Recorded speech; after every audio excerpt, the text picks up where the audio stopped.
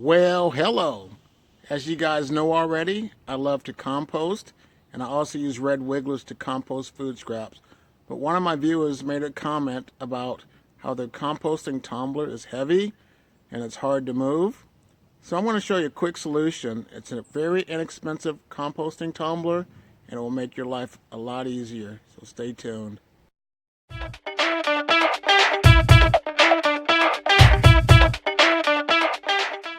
Well, here it is. Nothing special. Just a trash can that has a latch. Drew some holes on the side. Holes on the bottom. A few holes in the lid. All you do is put your food scraps in there. Your browns, carbons. And the only thing you have to do is just push it onto its side. And roll her around to get the ingredients inside to move around and to allow air to get in there to help composting easier for you. And this one here, you can move it where you want, when you want. So I hope this little tip helped. And as usual, you guys have a great day. Bye.